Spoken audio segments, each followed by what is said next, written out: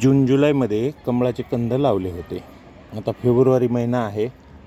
आता याला रिपोर्ट करावं लागतं. आता गच्चीवर असल्यामुळे रिपोर्ट आपल्याला करणं थोडंसं अवघड जातं. माती खाली गेली नाही पाहिजे आणि वरच्यावरी आपल्याला रिपोर्टही करता आलं पाहिजे. सोपं आहे, अवघड काही नाही आहे. वरची माती थोडी अशी करून घ्यायची.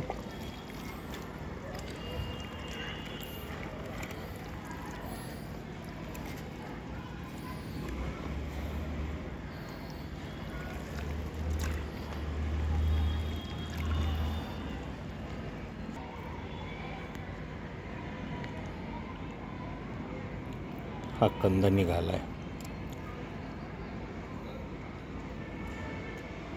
नंतर मी कटरनं कट करून घेतोय.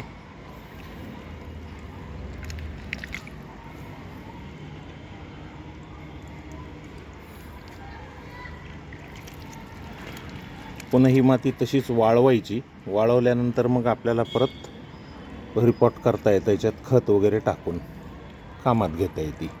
ही अशीच वाळवायची. याच्यात पाणी वगैरे काही टाकायचं नाही. हे ऑटोमॅटिकच वाळून जाते उन्हानं.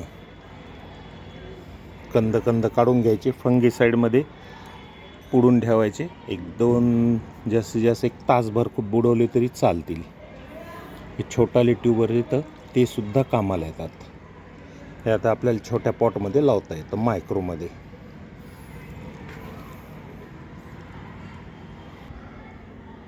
तसंच हे सुद्धा पॉट आहे.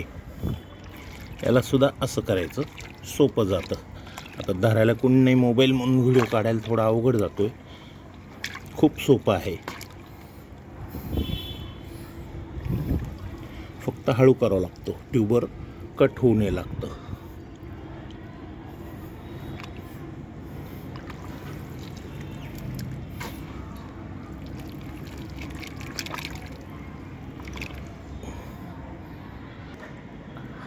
हा एक आहे.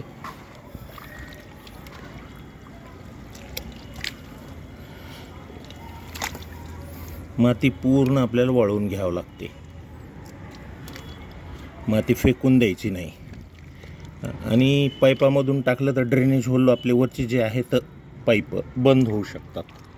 त्याकरता माती अशीच ठेवायची, वाळवायची.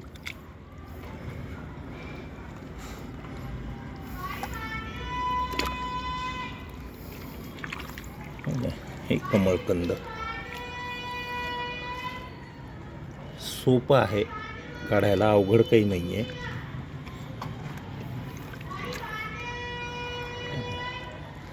जवळपास बरीच ट्यूबर तयार झालेली आहे.